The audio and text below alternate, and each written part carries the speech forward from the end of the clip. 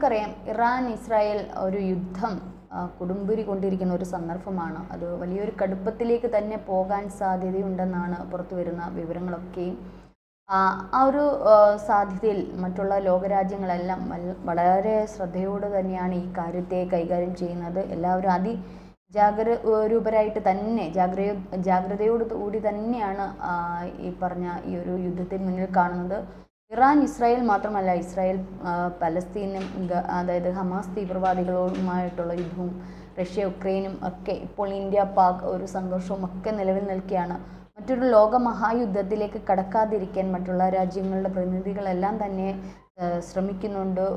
ഈ പറഞ്ഞതുപോലെ ഒരു ശാന്തതയിലേക്ക് അല്ലെങ്കിൽ യുദ്ധം അവസാനിപ്പിക്കാൻ വേണ്ടിയിട്ടുള്ള ഒരു മീഡിയേഷൻ എന്നുള്ള രീതിയിലേക്കൊക്കെ പലവിധ ചർച്ചകൾ നടക്കുന്ന ഈ ഒരു വേളയിൽ എന്തെങ്കിലുമൊക്കെ എവിടെയെങ്കിലുമൊക്കെ സംഭവിച്ചാൽ തന്നെ വളരെ സംശയത്തോടു കൂടി തന്നെയാണ് നമ്മളെല്ലാവരും കാണുന്നത്. പ്രത്യേകിച്ച് ഇങ്ങ് കേരളത്തെ കുറിച്ചാണെങ്കിൽ ഈ ഒരു ഓപ്പറേഷൻ സിന്ദൂറിന് ശേഷം ഇവിടങ്ങളിലായി ചെറിയ ഈ പറഞ്ഞോണം ചെറിയ സംഘർഷങ്ങളൊക്കെ ഉണ്ടായെങ്കിലും പിന്നീട് പാകിസ്ഥാനിൽ നിന്ന് മറ്റൊരു തിരിച്ചടികളോ ഒന്നും തന്നെ നമുക്കുണ്ടായില്ല.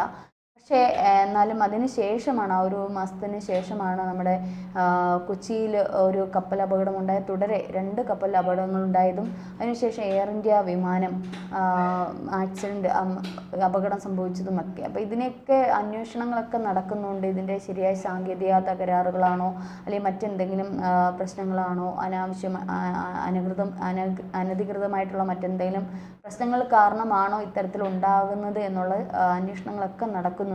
കാരണം തുടരെയുള്ള ഈ ഒരു കപ്പൽ അപകടങ്ങളിൽ വളരെ നാശനഷ്ടങ്ങളാണ് നമ്മുടെ തീരത്ത് ഉണ്ടായിരിക്കുന്നത്. മത്സ്യ ബന്ധനങ്ങൾ ഉൾപ്പെടെയുള്ളവർക്ക് അത് വലിയൊരു തിരിച്ചടി തന്നെയാണ് സംഭവിക്കുന്നത്. ഏത് സമയത്തും ഒരു ജലബോംബായി ഇപ്പോഴും അടിത്തട്ടിൽ തന്നെ കിടപ്പുണ്ട് ഈ കാർഗോ ഈ പറഞ്ഞോണമുള്ള കണ്ടെയ്നറുകളെല്ലാം ഇപ്പോഴും ഈ സമുദ്രത്തിൻ്റെ അടിത്തട്ടിൽ കിടപ്പുണ്ട്. ഇതിനിടയിലാണ് മറ്റൊരു വാർത്ത വരുന്നത്. തിരുവനന്തപുരം അന്താരാഷ്ട്ര വിമാനത്താവളത്തിൽ ബ്രിട്ടൻ്റെ യുദ്ധവിമാനം അടിയന്തരമായി ലാൻഡ് ചെയ്തു എന്നുള്ളൊരു വാർത്ത. ബ്രിട്ടൻ്റെ ഒരു യുദ്ധവിമാനമാണ് ഇപ്പോൾ തിരുവനന്തപുരം അന്താരാഷ്ട്ര വിമാനത്താവളത്തിൽ ലാൻഡ് ചെയ്തിരിക്കുന്നത്. എന്തായാലും ഇപ്പോൾ നിലവിൽ അറിയാൻ കഴിഞ്ഞത് ഇന്ധനം കുറവായതിനാൽ ഒരു അടിയന്തര ലാൻഡിംഗ് ആണ് നടത്തിയത്. സമുദ്രതീരത്ത് നിന്ന് ഏകദേശം 100 നോട്ടിക്കൽ മൈൽ അകലെയുള്ള പ്രിൻസ് ഓഫ് വെയിൽസ് എന്ന യുദ്ധക്കപ്പലിൽ നിന്ന് ആണ് ഈ യുദ്ധവിമാനം പറന്നുയർന്നത്. ആദ്യമൊക്കെ ഈ ഒരു അടിയന്തര ലാൻഡിങ്ങിന് വേണ്ടിയിട്ട് അവർ ശ്രമിച്ചപ്പോഴെല്ലാം വളരെ സംശയത്തോടു കൂടി തന്നെയാണ് വീക്ഷിച്ചത്. പക്ഷേ പിന്നീട് അവരുമായി ബന്ധപ്പെടുകയും പിന്നീട് അന്താരാഷ്ട്ര വിമാനത്താവളത്തിലേക്ക് ലാൻഡ് ചെയ്യാനുള്ള അനുമതി നൽകുകയുമാണ് ചെയ്തത്.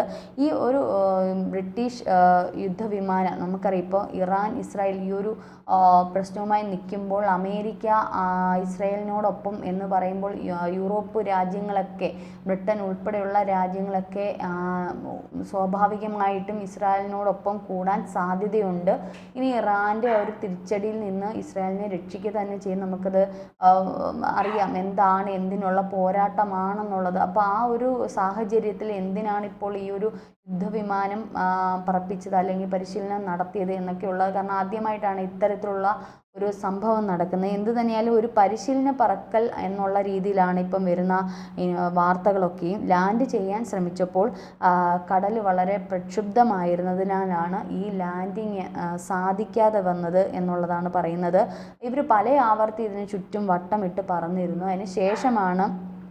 അതിനുശേഷം ഇതിൻ്റെ ഇന്ധനം ഏകദേശം തീർന്നതോടെയാണ് ഇവർ ഈ പ്രതിരോധ വകുപ്പിൻ്റെ അനുമതിയോടുകൂടി തൊട്ടടുത്തുള്ള തിരുവനന്തപുരം വിമാനത്താവളത്തിൽ ലാൻഡ് ചെയ്തത്, യുദ്ധവിമാനം ഇറക്കിയത് എന്നുള്ളത്.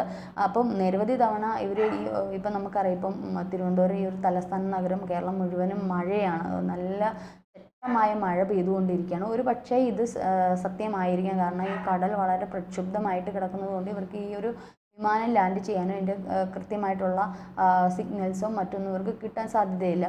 ഇന്ധനം തീർന്നു എന്നുള്ളതും കൂടെ അവർ പറയുന്നത് കൊണ്ട് പലതവണ ഇവരിങ്ങനെ വട്ടമിട്ട് പറക്കിയപ്പം നിലവിലുള്ള അതിൻ്റെ ഫ്യുവൽ തീർന്നു കാണും. അപ്പോൾ അത്തരത്തിൽ വന്നപ്പോൾ അവർക്ക് എവിടെയെങ്കിലും ലാൻഡ് ചെയ്യേണ്ടുന്നതായിട്ടുള്ളൊരവസ്ഥ വന്നു കാണാം. അത്തരത്തിൽ അങ്ങനെ വന്നതോടുകൂടി ഈ പ്രതിരോധ വകുപ്പുമായി ബന്ധപ്പെടുകയും അതിനുശേഷം തിരുവനന്തപുരം അന്താരാഷ്ട്ര വിമാനത്താവളത്തിൽ ഇറക്കാൻ അനുമതി നൽകുകയുമാണ് ചെയ്തത്. എന്ത് തന്നെയാലും ബാക്കിയുള്ള എന്തൊക്കെയാണ് വിവരങ്ങൾ എന്നൊന്നും നമുക്കറിയാൻ കഴിയുന്നില്ല. എന്തായാലും ഒരു പരിശീലന പറക്കലൊക്കെ ഇപ്പോൾ ബ്രിട്ടൻ ഉൾപ്പെടെയുള്ള രാജ്യങ്ങൾ നടത്തുന്നുണ്ട് എന്നതാണ് ഇപ്പോൾ വരുന്ന വാർത്തകൾ. കാരണം അങ്ങനെയെങ്കിൽ ഒരു യുദ്ധത്തിന് എല്ലാ രാജ്യങ്ങളും തയ്യാറാവുകയാണോ, സന്നദ്ധമാവുകയാണോ എന്നുള്ളതാണ്.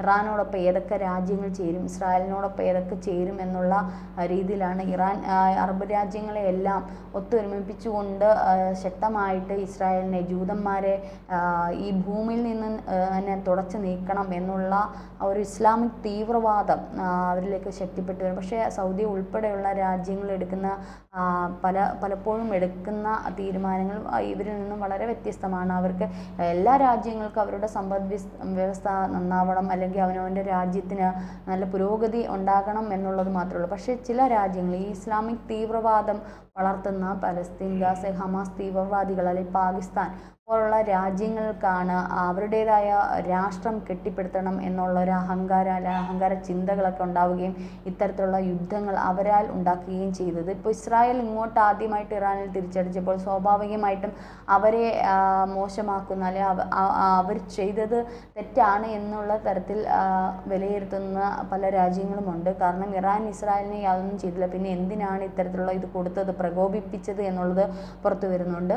പക്ഷേ കൃത്യമായിട്ടും അവിടെയും ഇസ്രായേലിന് പറയാനുള്ള വാക്കുകളുണ്ട്. കാരണം ഹമാസിനെ കൂടുതൽ പിന്തുണയ്ക്കുന്നത്, യുദ്ധ സാമഗ്രികൾ ഉൾപ്പെടെയുള്ള കാര്യങ്ങൾ ഹമാസിന് നൽകുന്ന ഇറാനാണെന്നും ഇറാന് വലിയൊരു ആണവായുധ ശേഖരം തന്നെ ഉണ്ട് എന്നുള്ളതുമാണ് പുറത്തു വരുന്ന റിപ്പോർട്ടുകൾ. ഇത് പലതവണ അമേരിക്ക, ട്രംപ് ഇത്തരത്തിലൊരു നിങ്ങൾ കരാറിൽ ഏർപ്പെടണം, യുനുമായി കരാറിൽ ഏർപ്പെടണം എന്നുള്ള രീതിയിലൊക്കെ വന്നപ്പോഴും ഇറാൻ അത് വിസമ്മതിക്കുകയാണ് ചെയ്തത്. അപ്പം കഴിഞ്ഞ മാസം പോലും ഇത്തരത്തിലുള്ള ഒരു ചർച്ചയ്ക്ക് അമേരിക്ക തയ്യാറായിരുന്നിട്ട് കൂടി ഇറാൻ അതിന് ഒരു അനുകൂല നിലപാട് എടുത്തില്ല എന്നുള്ളതാണ് വരുന്ന റിപ്പോർട്ടുകൾ. അതിന് തുടക്കമെന്നോണം മുന്നോടിയായിട്ട് പലതവണ ഇറാനോട് അമേരിക്കയും ഇസ്രായേലും ഒക്കെ പറഞ്ഞിരുന്നു, ഇത്തരത്തിലുള്ള ഒരു ആണവ കരാർ, ഒരു ഉടമ്പടി യുനുമായിട്ട് ചേർന്നില്ല എന്നുണ്ടെങ്കിൽ ഏത് നിമിഷവും നിങ്ങളുടെ രാജ്യത്തെ തകർക്കും അല്ലെങ്കിൽ നാശമാക്കും എന്നുള്ള തരത്തിൽ പലപ്പോഴും ഇസ്രായേൽ നടത്തിയിരുന്നു. പിന്നെ അതിന് മുന്നോടിയായി പലപ്പോഴും ട്രംപ് ഇസ്രായേലിനെ ഒരു ആയുധമാക്കിയാണ് ഇപ്പോൾ പലസ്തീനെ ആണെങ്കിലും ഈ ഹമാസിനെയൊക്കെ ആണെങ്കിലും ഇറാനെ ആണെങ്കിലും നേരിടുന്നു. അവരുടെ ഒരു ആയുധമാക്കി ഇസ്രായേലിനെ മാറ്റുകയാണ്. പക്ഷേ മുൻകാലങ്ങളിൽ എപ്പോഴും പറയുന്ന ഒരു കാര്യമുണ്ട്, ജൂതന്മാരുടെ ബുദ്ധി എന്ന് പറയുന്നത് അവർക്ക് ആളുകൾ അധികമില്ലെങ്കിലും സൈന്യം കുറവാണെങ്കിലും ഈ പറഞ്ഞ വിസ്തൃതി കുറവാണെങ്കിലും ഇവരുടെ ഒരാളുടെ ബുദ്ധി 1000 ആൾക്കാരുടെ ബുദ്ധിക്ക് തുല്യമാണ് എന്നുള്ളത് പറയാം. അതുകൊണ്ട് തന്നെ ഇപ്പോഴത്തെ ഈ ഒരു തിരിച്ചടിയിലൊക്കെ നമ്മൾ കണ്ടുകൊണ്ടിരിക്കുകയാണ്. ആദ്യം തന്നെ ഇറാന് കൊടുത്തത് അവരുടെ ആണവ ശേഖരത്തിലുള്ള വലിയൊരു പ്രഹരം തന്നെയാണ് കൊടുത്തത്. അതിനുശേഷം ഇറാൻ ഇസ്രായേലിനെ ആക്രമിച്ച ആദ്യത്തെ പ്രഹരത്തിൽ തന്നെ 178 പേര് മരണപ്പെടുക. രണ്ടാമത് ഇറാൻ ഇസ്രായേലിനെ ആക്രമിച്ചപ്പോൾ എന്നാൽ കുറച്ച് പേരാണ് അതിൽ ജീവൻ നഷ്ടമായത്. പക്ഷേ എന്നാൽ പതിക്കേണ്ടുന്ന കുറേ ഡ്രോണുകളും മറ്റുള്ള മിസൈലുകളൊക്കെ അവരുടെ ഇസ്രായേൽ വീണെങ്കിലും തിരിച്ച് അതുപോലെ തന്നെ ഇസ്രായേൽ പ്രതിരോധിച്ച് തിരിച്ചടിച്ചുകൊണ്ട് തന്നെ ഇരിക്കുകയാണ്. ഒരു പക്ഷേ സൈന്യബലത്തിലും ആൾക്കാരുടെ ബലത്തിൽ ജനസംഖ്യയിലും ഒക്കെ ഇസ്രായേൽ പിന്നോട്ടാണെങ്കിലും ഈ പറഞ്ഞതുപോലെ അമേരിക്ക പോലുള്ള വൻ രാജ്യങ്ങളുടെ സപ്പോർട്ട് കാരണം ഇസ്രായേലിന് തീർച്ചയായിട്ടും ഇറാനെ തിരിച്ചടിക്കാൻ പറ്റുമെന്നാണ് വരുന്ന വാർത്തകൾ. എന്തായാലും ഒരു മൂന്നാം ലോക മഹായുദ്ധത്തിലേക്കാണോ രാജ്യങ്ങളുടെ പോക്ക് എന്നുള്ളത് അറിഞ്ഞുകൂടാ. മാർപ്പാപ്പ ഉൾപ്പെടെയുള്ളവർ ഇതിനു വേണ്ടി ഒരു ശാന്തിക്കും സമാധാനത്തിനും വേണ്ടിയിട്ടൊക്കെ ഇതിനൊരു മീഡിയേഷനായിട്ട് ഈ ഇരു രാജ്യങ്ങളോടും അഭ്യർത്ഥിച്ചുകൊണ്ടിരിക്കുകയാണ്. മീഡിയേഷനായിട്ട് പല രാജ്യങ്ങളും മുന്നിട്ട് വരണം എന്നുള്ള രീതിയിൽ നിൽക്കുകയാണ്. ഇപ്പോൾ റഷ്യ ഇതിനായിട്ട് ഇവരുടെ ഒരു മീഡിയേഷനായിട്ട് വരാം എന്നുള്ളത് പറയുന്നുണ്ട്. എന്നാൽ അമേരിക്ക ഇതിൽ നിന്ന് പിന്മാറി നിൽക്കുകയാണ്. ഇത്തരത്തിലുള്ള പലവിധ വാർത്തകളാണ് പുറത്തു വരുന്നത്. അതുകൊണ്ട് തന്നെ എല്ലാ രാജ്യങ്ങളും വളരെ ശ്രദ്ധയോടുകൂടി, ഇന്ത്യ ഉൾപ്പെടെയുള്ള രാജ്യങ്ങൾ വളരെ ശ്രദ്ധയോടുകൂടി കരുതലോടുകൂടി തന്നെയാണ് ഇരിക്കുന്നത്.